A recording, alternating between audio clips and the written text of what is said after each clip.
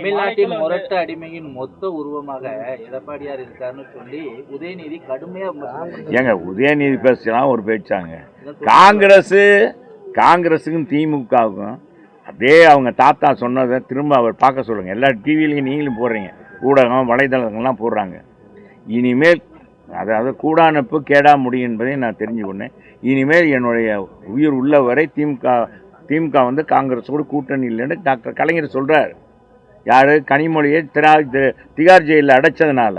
அதே மாதிரி மத்திய அமைச்சராக இருந்த ராஜாவை அயக்கற்றை ஊழலில் 1,76,000 கோடி ஊழலில் அவரையும் கனிமொழியும் குற்றவாளி என்று சொல்லி குற்றவாளியாக இருப்பாங்கன்னு சொல்லி கைது பண்ணி திகார் ஜெயிலில் அடிச்சிருக்காங்க. 6 மாதம் சிறையில் இருக்காங்க. இவர் மனைவியை கலைஞர் டிவியில் 200 கோடி ரூபாய் லஞ்சம் பெற்றதாக கோப்பில் இருக்குது என்று அது விசாரிக்கிறதுக்காக வந்திருக்காங்க. அது விசாரணை கீழே நடக்குதுங்க. இவங்க இந்த அம்மா தயாளம்மா மேலே ஏற முடியாது.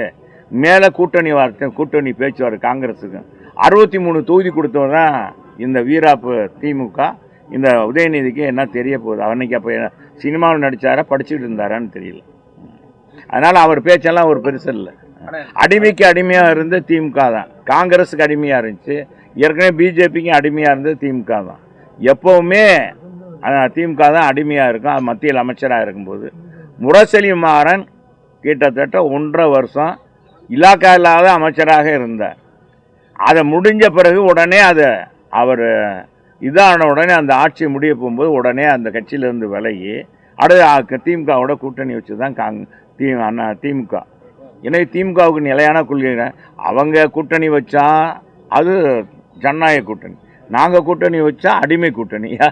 என்னன்றது மக்கள் தான் புரிஞ்சுக்கணும். எங்க நாள்தோறும் கொலை நடக்குது. ரெட்டை கொலை என்னங்க, 5 கொலை 6 கொலை நடக்குது. பெண்ணை கற்பழிக்கிறான், கொலை பண்ணுறான், நாள்தோறும் கொலை. இது நான் பேசல, மோடிஜியே வந்து பாரத பிரதமரே வந்து பேசிட்டாரு. நீ அதில் போயிட்டு இந்த ஆட்சியே அப்புறப்படுத்த வேண்டும். இது ஊழல் நிறைந்த ஆட்சி. ஆதி முதல் அந்த வரை ஊழல் நடக்குது. பெருந்தலைவர் காமராஜர் காலத்தில் ஒவ்வொரு அமைச்சர்களும் போட்டி போட்டுக்கொண்டு இந்த மாதிரி நல்லது செய்யணும்னு பாடுபட்டாங்க. இவங்க போட்டி போட்டுக்கொண்டு ஊழல் செய்வதில் யார் அதிகமாக ஊழல் பண்ணலான்றதை இன்னைக்கு பார்க்குறாங்க அப்படின்னு அவரே சொல்லியிருக்காரு. இதை போயிட்டு பேசிட்டு இந்த பொதுக்கூட்டத்தில் அது யாருங்க? அவன் ஆப்ரேட்டரே ஏதோ போட்டிருக்கான். யாருங்க இதெல்லாம்? போய் அங்கே கூட்டணி கட்சிக்காரங்க போய் நாங்கள் கூட்டத்தில் அவ்வளோ பூராத்தையும் வெளியேற்றுறதுல இருக்கோம், வெளியே போகிறதில்ல. முறையாக எல்லாரும் பஸ் ஏறி போகணும், விபத்து இல்லாமல் போகணும்.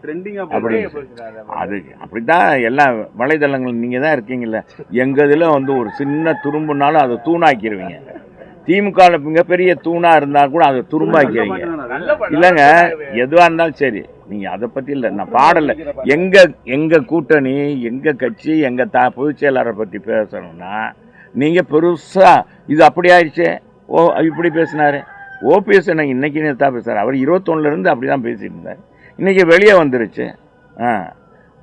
மடியில் இருக்க பூனை வெளியே வந்த மாதிரி வந்துருச்சு. செய்திகளை உடனுக்குடன் தெரிந்து கொள்ள கீழ்கண்ட கேபிள் மற்றும் டிடிஎச் நெட்வொர்க்குகளில் எம்நாடு செய்தி தொலைக்காட்சியை காணுங்கள். பாதகம் செய்பவரை கண்டால் நாம் பயம் கொள்ளலாகாது பாப்பா. மோதி மிதித்து விடு பாப்பா, அவர் முகத்தில் உமிழ்ந்து விடு பாப்பா. அண்மை செய்திகளை உடனுக்குடன் தெரிந்து கொள்ள இணைந்திருங்கள் எம்நாடு தொலைக்காட்சியுடன்.